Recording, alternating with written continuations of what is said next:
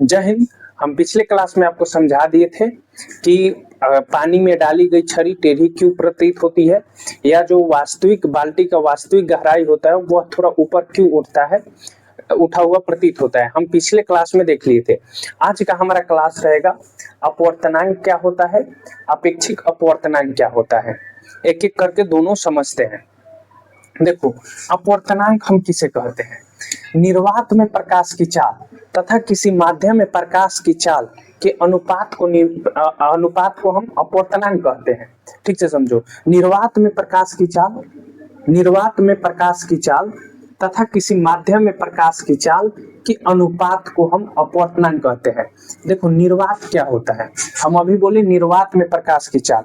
निर्वात मतलब क्या होता है? हम तुमसे पूछे कि बाबू बताओ निर्वात मतलब क्या होता है। देखो, निर्वात हम उसको बोलते हैं जहां पे हवा बिल्कुल ना हो। जैसे एगो रूम है, रूम को चारों तरफ से बंद कर दिया जाए और वहां से पूरा हवा खींच लिया जाए, टोटल हवा खींच लिया जाए, वहां कोई गैस कोई हवा कुछ नहीं हो, उसको हम निर्वात बोलते हैं। जहां हवा बिल्कुल ना हो उसको हम निर्वात बोलते हैं। और अनुपात किसको बोलते हैं? जिसे देखो, अनुपात का मतलब क्या होता है? अनुपात का मतलब हुआ, जैसे हम तुमको बोले कि 10/2, तो ये क्या है? अनुपात है। जिसे दुतला बना दिए ना, इसी को अनुपात बोलते हैं। जैसे 20/5, ये क्या है? अनुपात है। जो बट्टा में चल गया उसको हम अनुपात बोलते हैं। मतलब कोई बट्टा में चल गया, अनुपात बोलते हैं। तो कह रहा है कि निर्वात हम तुमको समझा दिए।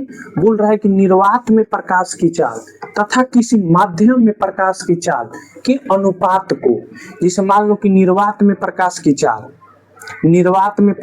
चाल तथा किसी माध्यम में प्रकाश की चाल, कोई भी माध्यम मान लो, माध्यम के अनुपात को अपवर्तनांक कहते हैं। बस देखो, इसे म्यू से हम सूचित करते हैं। जो अपवर्तनांक है इसको हम म्यू से सूचित करते हैं। म्यू को ऐसे लिखते हैं, म्यू ऐसे म्यू की तरह होता है, इसी को हम म्यू बोलते हैं। तो इसे हम म्यू से सूचित करते हैं। अब इसका फार्मूला क्या होता है अपवर्तनांक का? देखो, जिस माध्यम का हमें अपवर्तनांक निकालना हो, बराबर निर्वात में प्रकाश की चाल। अभी बताए, निर्वात में प्रकाश की चाल बटा माध्यम में प्रकाश की चाल, उस माध्यम में प्रकाश की चाल।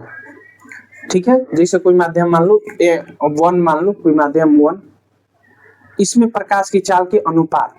तो देखो, माध्यम का अपवर्तनांक निर्वात में प्रकाश की चाल बटा माध्यम में प्रकाश की चाल। अच्छा, एक करे के लिखता है n बराबर c/v। n मतलब हुआ माध्यम में अपवर्तनांक, n का मतलब हुआ माध्यम में अपवर्तनांक, n, इसको n से सूचित करते हैं।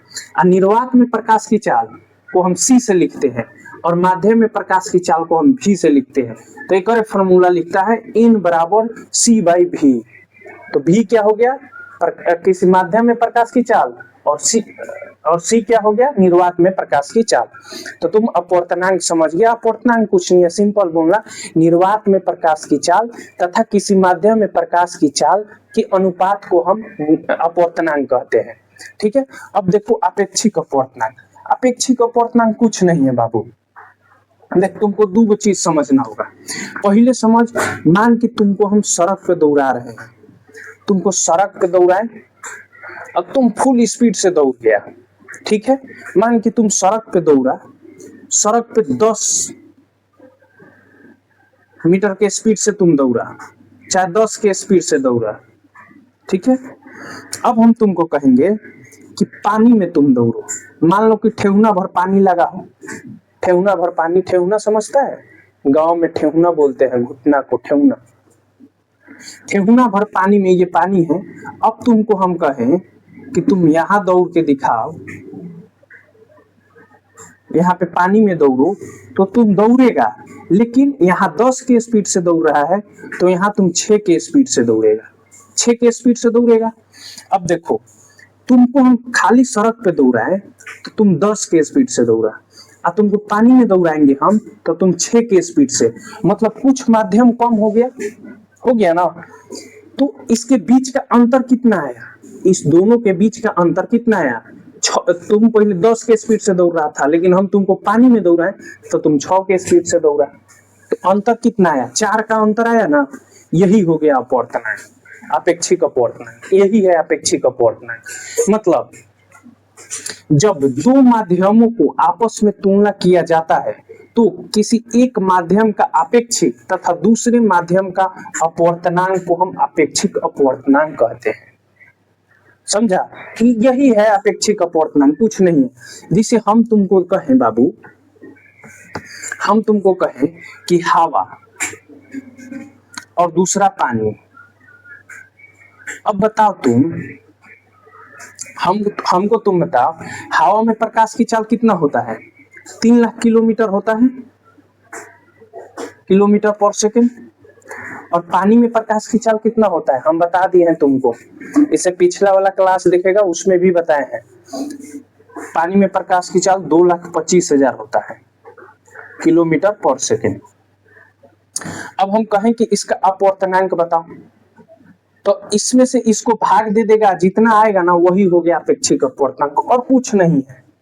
इसको निकाला कैसे जाता है, देखो, यदि दो माध्यमों का अपवर्तनांक N1 तथा N2 हो तो माध्यम 1 के अपेक्षा माध्यम 2 का अपवर्तनांक, माध्यम 1 के अपेक्षा माध्यम 2 का अपवर्तनांक, याद रखना जिसके अपेक्षा पूछेगा उसको नीचा रखेंगे। तो N1 की अपेक्षा पूछ रहा है N2 का, तो N21 बराबर N2 बटा N1, इस चीज को ध्यान रखना।